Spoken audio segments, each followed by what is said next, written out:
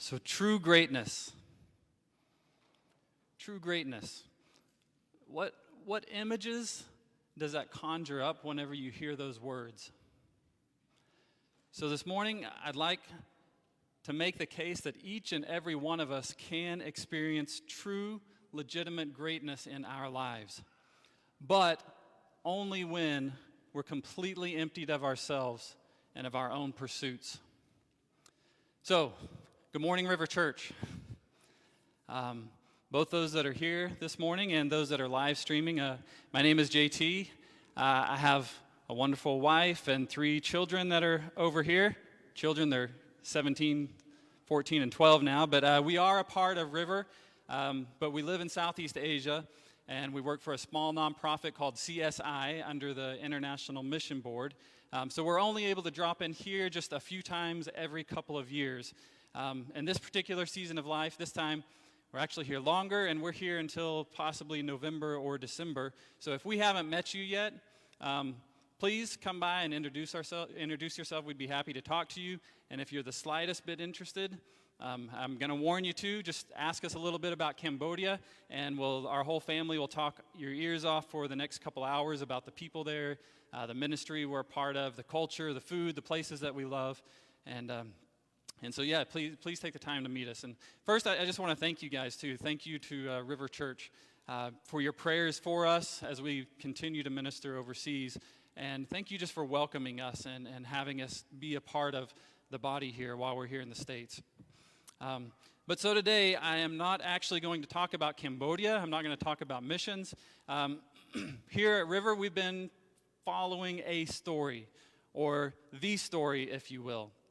So, and in this story, we have this overarching narrative that's taking place. And okay, so if you don't like spoilers, stop listening right now. Definitely do not read ahead in Mark, okay? Because in a few chapters where we're at, Jesus is going to carry out the most crucial central event in all of human history, and he's going to provide a rescue to humanity from sin and to eternal life. So, that's this overarching narrative that's taking place in our story. And we're almost to that key event, the crucifixion, the resurrection. But in the middle of this bigger story that's taking place, we also zoom in. We zoom in and we see these little miniature episodes that are taking place that fill in the details of how Jesus is going to carry out this bigger story. So today in our overarching narrative, like I said, we're getting closer to this key event. Jesus is no longer, before he's kind of teaching in this village, or he's doing some ministry or healing people over here, but now, for a couple chapters, he's continuing ministry, but he's headed somewhere. He's headed somewhere. He's on the road to his crucifixion. He's on the actual physical road now to the city where he's going to be crucified. And on this particular episode that we're zooming in on, we're in Mark 10, verse 32 to 45. It will be on the slide up here. You can follow along. But the main point as we look through this passage today, I want to come back to that idea of greatness, true greatness. This is a life that leaves its mark on the world, or at least it leaves a mark on our spheres of influence. It leaves a mark on our family, a life that in the end, it's truly, eternally meaningful.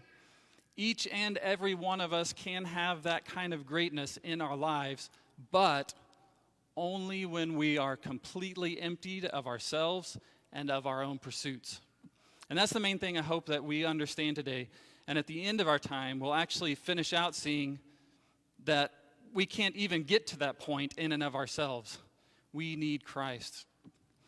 And I really do think that a part of us, there's a part of all of us that really wants this greatness. And some of you are like, I really don't care. I just want to be me, okay? So I think that there's a part of us that at least wants our own version of greatness. And that can look extremely different for each of us, depending on our own values, our backgrounds, our personalities. So greatness here, we're not just talking about like, how can I get to be the CEO of a company or be famous or rich? We're not going down that road. For some of us, a picture of greatness might be just simplicity and modesty. That's kind of our picture of greatness. Some of us, that's our aim, to prove that we aren't obsessed with money and things. And that's how we're going to show our greatness to the world and to the people around. Or maybe it's authenticity. That's a huge value today, valuing authentic, open relationships. We want to be real in relationships, and maybe that's our picture of greatness. Some of us are hard workers. Okay, we have a definition of greatness, and that means just someone who faithfully just shows up and gets the job done every time. Some of us, for greatness, would be just to have a voice in our profession, in our careers, in our circle, in our family. We just want a voice that people want to respect and they want to hear. They want to come to us and hear what we want to have to say. For some of us, maybe we're in a stage of life right now where greatness just means being a good mom. Definitely not even a perfect mom, just being a good mom, being a good dad who loves the kids, sets them up for success in life. So we all kind of have these different pictures of what greatness can look like for us. And Jesus' definition of greatness and our version of greatness, they're not necessarily going to be exactly the same. There may be some overlap there, but the kind of greatness that Jesus wants to bring about in us, we're going to have to realize that our current life trajectories, our daily habits, our attitudes that we have right now in our lives, they aren't going to get us to that greatness that Jesus wants in our lives. Basically, our hearts need more than just being aligned. We need new hearts. So let's jump into our story. Okay, in our first episode here, or the episode that we're in this week, is in verse 32 through 34. This first section here, we're going to see that Jesus establishes here his authority to call out his disciples. What he's going to call them to later, he establishes the credibility to do that. He says how he's going to make the ultimate sacrifice, which gives him the ability to do that. And so in verse 32, it says, "And they were on the road going up to Jerusalem, and Jesus was walking ahead of them." Okay, so now I know we're only one sentence into this passage, but I just even like this little detail. I like this detail that he brings out, that Jesus was walking ahead of them. And commentaries, they have different theories as to why this was noted that Jesus was walking ahead of him. Maybe it has to do some with his rabbinic authority of being a teacher and walking ahead. But to me, it just seems like Mark is writing this down, and Peter or whichever apostle is retelling this story to Mark. And as he's writing it down, that they can actually see this taking place. They remember this event taking place. And they can see the road that they're on. And they know that Jerusalem is just up ahead on this adventure of theirs. And they can actually see the back of Jesus' head walking up ahead of them. And so this little detail is just a reminder that this is what we're reading. This is a real event. This really took place. These are real people. They're walking along a real road. And we're getting this actual glimpse, a sneak peek into the life of what Jesus was doing on a particular day about 2,000 years ago.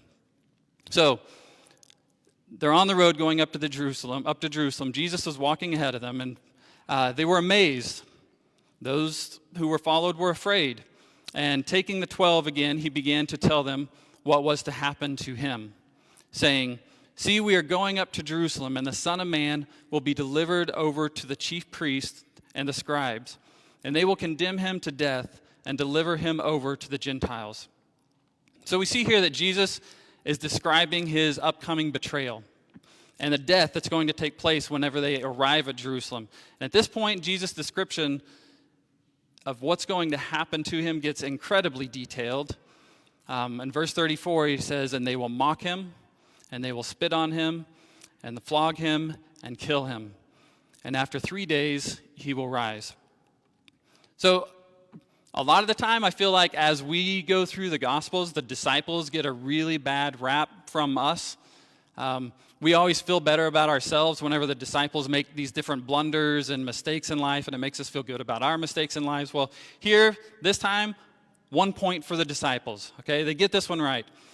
They don't question Jesus. Because if you remember back in Mark 8, Jesus says that the similar type of foretelling that he's going to suffer, he's going to die, he's going to rise again. And that's when Peter says, no, this can't happen to you. And Jesus says, what's he say?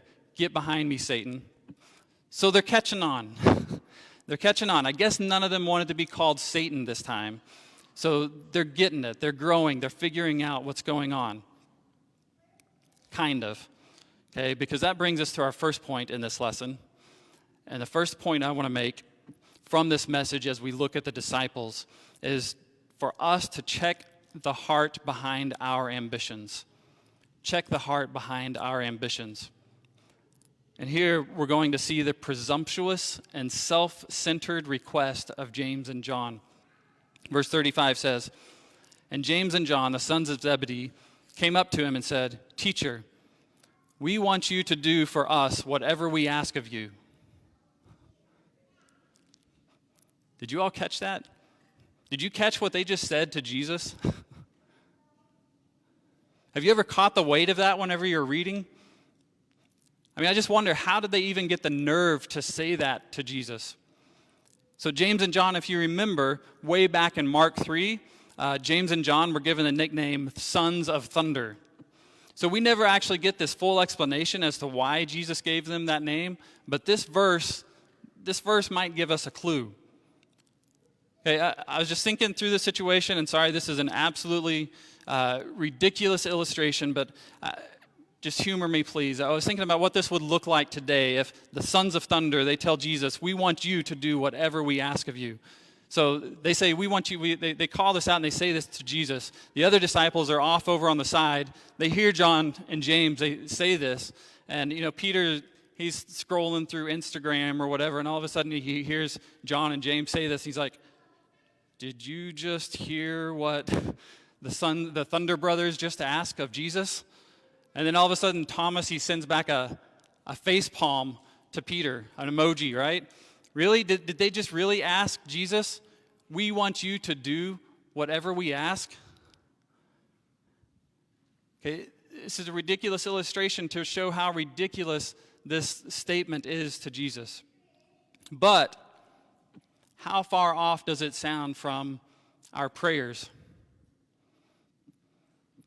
We may not use those exact words, but if you break it down, how often when we bring our request to God are we saying the same thing? Almost like we're trying to rub our magic lamp and say, "Hey, you grant me 3 wishes." Okay? But verse 36, "And he said to them, 'What do you want me to do for you?'" So Jesus' response here seems incredibly gracious. It's interesting, he doesn't shut them down right away. He doesn't shut them down with the request. And why is that? Is he allowing this to just kind of play out to expose what's really going on in their hearts? So what is their request? Verse 37, "And they said to him, 'Grant us to sit, one at your right hand,'" which happens to be the highest position in a kingdom, "and one at your left," which is conveniently the second highest position that can be granted in the kingdom. So grant us to sit one at your right and one at your left in your glory. So some commentaries, they speculate that this request is actually based on a promise that Jesus makes to the apostles. It's not in the book of Mark, but Jesus does promise that the 12 apostles would someday sit on 12 thrones and judge over the 12 tribes of Israel. So even if that's the case, even if they're alluding to this promise that Jesus made, think about what they're asking. They're still asking, "Hey, we know there's 12 of us here, but we want to be number 1 and number 2 among the 12. It really doesn't make James and John look good. And which to me, kind of like that detail of Jesus walking up ahead of them as they're walking along the road. This is a detail that gives veracity to this story and to the scriptures as a whole. If the Bible was just this random collection of stories that early Christians just kind of made up to create this new religion, this is the kind of detail that you would leave out. Okay? The early church had no incentive to just invent a story like this that so grossly discredits the closest followers of Jesus. There's no reason to include this story except for the fact that this simply just happened. This is how it played out. So James and John, they do this. They make this bold and arrogant request for Jesus to give them the top 2 positions in the coming kingdom. Now, if y'all remember, just a couple weeks back, It was Dave was teaching to us about whenever Jesus says, let the little children come, the kingdom belongs to one such as these. And Dave pointed out what to us? What was the quality? Do you remember? It wasn't because the children had this childlike faith. Do you remember what the quality was that Jesus was calling them to? It was their helplessness. It was the helplessness of the children. The kingdom belongs to those who are poor or destitute in spirit. Now contrast that with what James and John are asking here. You have, I'm helpless, I need nothing but you, versus put us right in the middle of your glory. One of us at the right, one of us at the left. It just seems presumptuous, arrogant, blind. Okay, but what are our biggest ambitions? What are our ambitions in our lives? And really, what is the deeper motivation behind our ambitions?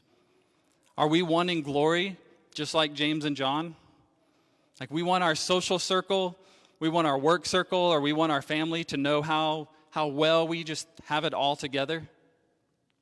And even just that, just thinking about that idea of like how well we have it together, okay?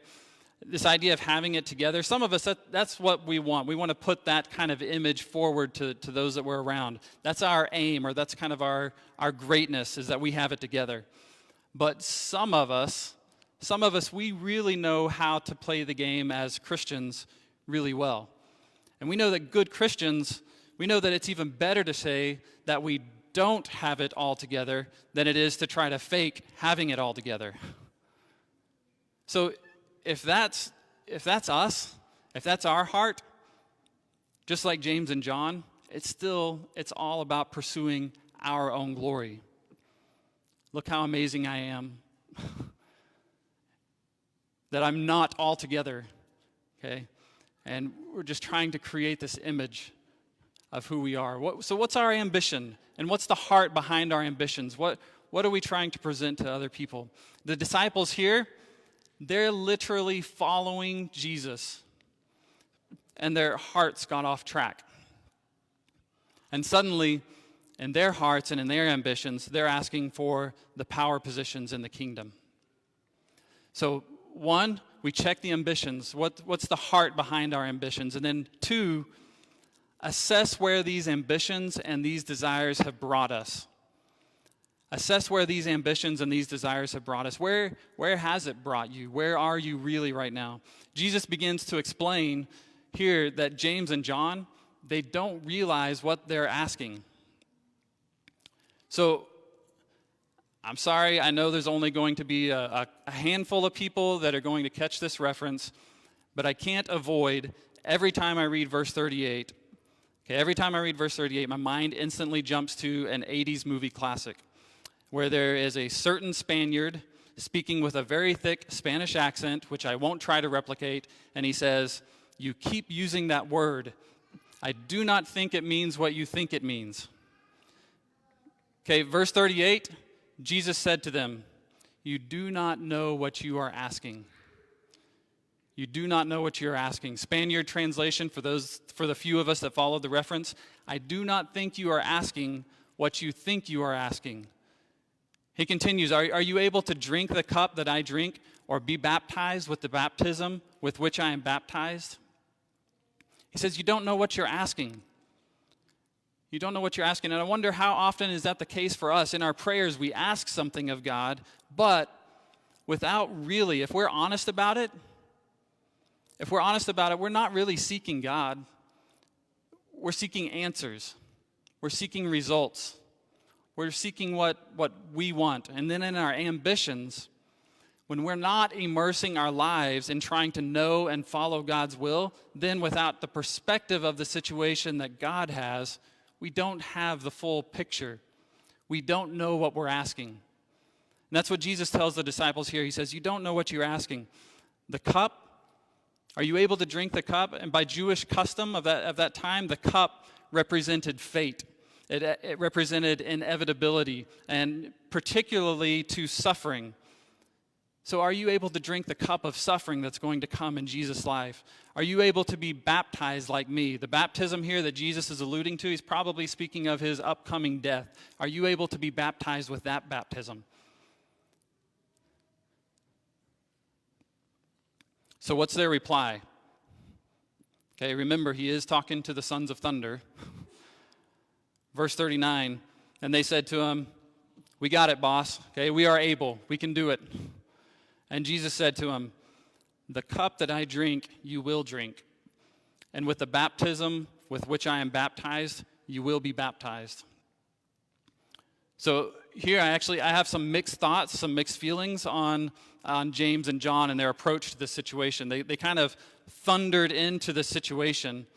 And when all is tested and tried, I think we can give them partial credit for their work. It's not always bad to be bold and to have the boldness that James and John had in coming to Jesus. But where they thought they were headed with this conversation, the two highest positions in the kingdom, it's not where they ended. Now they're being called to suffering. They're being called to death. In Acts 12:2, we don't have to look there now, but we see the fate of James. King Herod has James put to death with a sword, and he becomes the first of the apostles to be martyred. John, in most of his older years of his life, he's exiled to an island. They did not know. They did not know what they were asking. Verse 40.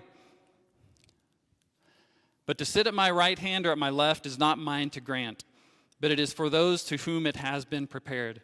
So Jesus says the spots to his right, to his left, those are already prepared. Those are already reserved. Some commentaries think that there's some intentional irony going on here. Does anyone happen to know where the next reference is whenever Jesus refers to somebody being at his right and somebody at his left? Mark 15:27 says there are two crucified robbers. This is as Jesus is hanging on the cross. Two crucified robbers, one on his right, one on his left. But once again, James and John, they did not have Jesus' perspective yet. They don't understand the eternal consequences of what they're asking or of what Jesus is saying here. Their ambitions for greatness, for personal glory, had blinded them.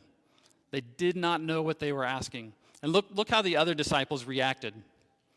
In verse 41, we see their reaction here. "And when the 10 heard it, they began to be indignant at James and John." So the other disciples, the other 10, they see it. They see this selfishness that's playing out in James and John and in their request. They see the selfishness that's taking place in their hearts. So let's make it personal for us again.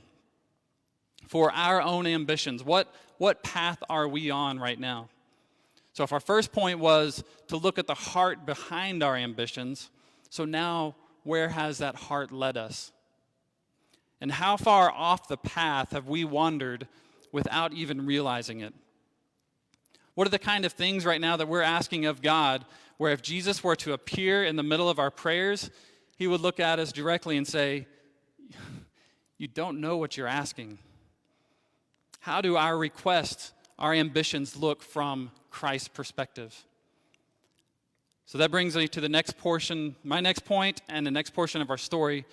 And the third point is for us to choose exaltation by subordination, not insubordination.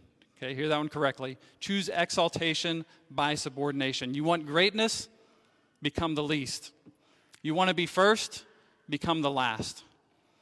And here now we see Jesus laying out his legitimate path to greatness. So read with me in verse 42. "And Jesus called them to him." So after this little scene that we've seen play out so far, he's pulling the whole group back together and he's going to have a teachable moment with the disciples.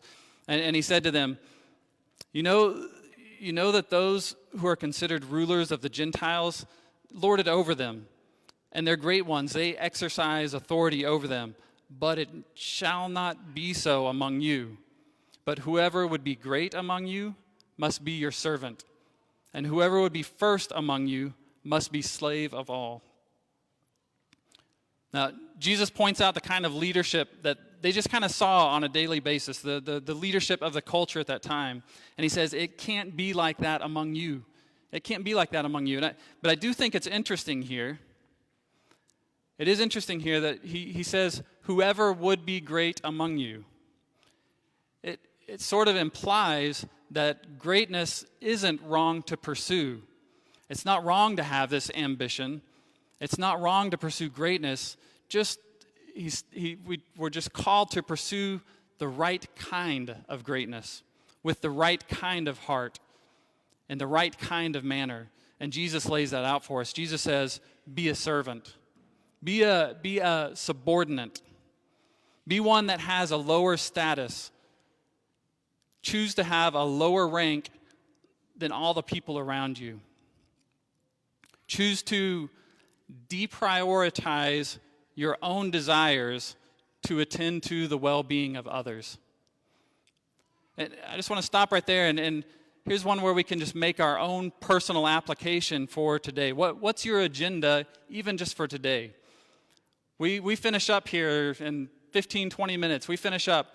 What's your agenda? Where are you headed? What's it going to look like right as soon as we stand up and the music stops? Where are you headed after church today? What's your day look like tomorrow? And now think about, how does that look different if I deprioritize my own desires, I deprioritize my own plans, and those that I'm going to be around today, those that I'm spending time with, attend to their well-being, consider them of higher status, of higher value than myself.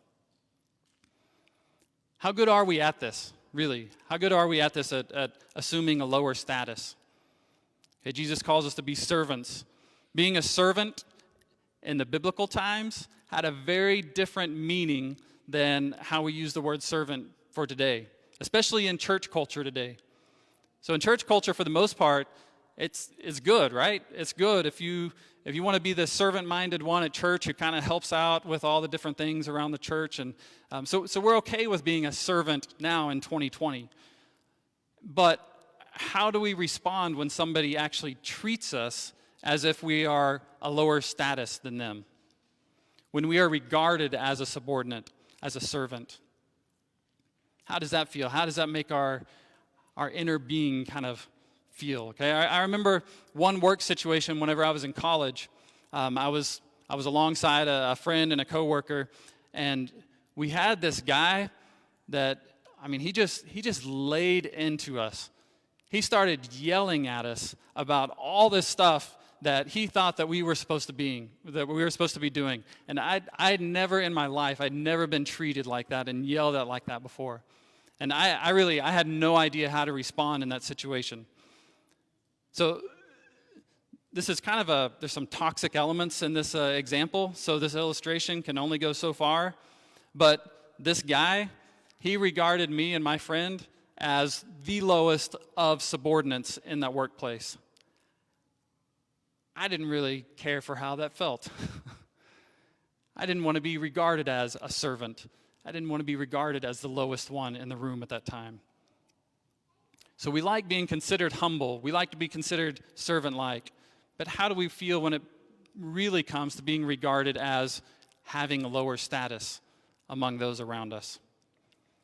Now, I do want to be careful here. There are situations of emotional or physical abuse where people are being hurt, people are being controlled in very unhealthy ways, even in our churches in America, okay? Humility is not a call to be walked over. Humility is not a call to be walked all over, but instead, having all the dignity of being created by Christ, having all the dignity of being created for Christ, we choose to set aside what we feel are our rights. We choose to set aside our status, and we take on the attitude and the role of a servant before God and before others. This is the legitimate path of greatness that Christ calls us to. Humility, assuming the lowest rank, assuming the lowest status among our brothers and sisters, especially as we stand before God. And that brings us to our last point. Christ is our model. Christ is our source. Christ is our model. Christ is our source. He is the ultimate example, and he is the only means towards the greatness that he calls us to. Verse 45 says, "For even the Son of Man came not to be served, but to serve, and to give his life as a ransom for many." So greatness, in a sense, it's there. It's in us, and we're called to pursue greatness. Each of us was created in God's image. That's great. There's greatness right there, being created in God's image. And I read a quote just recently. It went something to the effect of, think of the image of God. Think of the image of God not as just a noun, but think of the image of God as a verb, that we are called to image God. We're called to image him by how we live. We're called to image God by the hearts that we have within us. So if we're created in his image and his image is a part of us, that's greatness. That's glory. But where does that greatness and glory come from? It's not from within ourselves and from our own efforts. In our own efforts, in our own ambitions, in our own pursuits, we have nothing to offer. We're helpless. We're helpless. Christ didn't come to be served, but to serve and give his life as a ransom. Okay, ransom, this word is actually only used 2 times in the New Testament, and it's a payment that's made to set a slave, to set a helpless person, to set an imprisoned person free. So Jesus not only came, and he not only gives us the model of becoming a servant in his life, how he lived, how he loved people, but he's also the source and the means for us to be able to follow him. He's the source and means for us to be able to follow him in becoming servants ourselves. So this is good news. This is good news for all of us. And I'm preaching to all of us here. This is good news for those of us who believe in Christ already. This is good news for those of us who don't believe in Jesus, that there's only one way. There's only one good news for all of us. And the key application for our lesson today, we're called to greatness. We're called to image God, but the pressure is off. The pressure is off all of us to do that because we can't. We can't get there and we can't do it. So key in here with me for just a little bit. Are we at that point yet where you've been pursuing a certain path, where you've been pursuing a certain kind of your own definition of greatness in your life, but you've discovered that you can't do it? You've gone after it, but you can't get there. This is for Christians and non-Christians alike. If we're there, if we're at that point of helplessness, we're at that point of spiritual destitution, it's not demoralizing to be completely emptied of ourselves, to be helpless. And instead, it's actually liberating to have to depend solely on Jesus for this. Now, does it seem like, for any of us, does it seem like your ambitions have just kind of led you off the path a little bit? You're pursuing something that's off from the model that God has called us to. Now, for some of us, this may be the most important thing. This may be the most important thing that we've heard this morning, that if we've wandered off the path just a little bit, if we've wandered off the path just a little bit, doesn't mean that we just kind of nudge ourselves back onto the path. When we're off the path, that means that our hearts are in direct opposition to God. When we've wandered off the path a little bit, that means our hearts are in direct opposition to God and we're in sin. And we need to turn completely away from our sin and believe that Christ paid the ransom. He's the one that can liberate us and set us free. So, I can't spend all this time, preaching and teaching and not share at least one story from Cambodia. So, I'll use this to close. This happened last October, and our team that we work with and we partner with there in Cambodia, we were beginning to work in a village. This is a somewhat remote village. There are no churches in this village, and as far as we know today, there's still no believers at all in this village. And we had a team of volunteers. They had come out from the U.S., and we'd set up in the middle of this village doing a makeshift medical screening clinic. And we were actually able to use the Buddhist temple, the pagoda there. We're able to use their grounds to set up this medical screening clinic. So we're checking blood pressure of people. We're asking these basic medical questions. And on this Buddhist temple grounds, we're also having the chance to share the gospel with everybody that's coming from the village, including some of the monks that were at the pagoda living there. And so during this clinic, though, a couple of us, we just decided that we would walk up the road, and we were going to just extend our gratitude to the village chief and thank him for letting us be able to set up this clinic in his village. So while we're at the village chief's house, we had the chance to share the gospel with him, and his whole extended family was all at the house as well. And so as we're talking, it becomes pretty apparent very quickly. The village chief, he's not interested in the slightest. He's kind of going in and out of the room and not paying attention. But in the course of our conversation, his son-in-law had come and sat down right in the middle of us sharing. And his son-in-law, you could tell, he's probably in his late 20s, and he was just keying in and tracking with everything that we were saying. And pretty soon he finally jumps in and he says, I've heard some of this before. I've heard some about Jesus when I used to work at a factory at a nearby village. And so eventually I asked him, and I was like, so, a couple years ago you said you heard some about Jesus, and we've shared some more today about Jesus. So what do you think? And he said, well, when I think about Buddha and Jesus, Buddha never did anything for me. And Jesus died on a cross for me. Jesus is better. And as far as I know, this guy still isn't a believer, but he's got something figured out here. Buddha never did anything for him.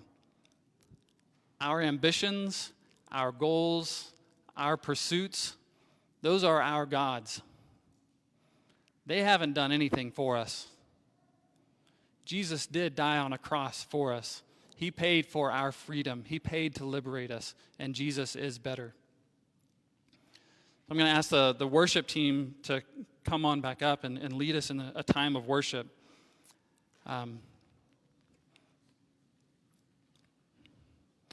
When we're completely emptied of ourselves, we're completely emptied of our own pursuits, then and only then will we know and be filled with his greatness. I have a prayer here for us. I'm going to close just a little bit differently. I'm just going to read this prayer. You can see it up here on the screen, and if everybody would, let's just go ahead and stand, and we'll be ready to sing and close in song as well. If you want, you can choose to just read along. Just in your hearts, read along, but as you're reading, as you're looking at the words of this prayer, let's think through back what God has told us today, and let's pray this. Let's really pray this prayer in our hearts to him as we close our time. So, Father, you've created us. You've created us in your image to bear your glory and your greatness.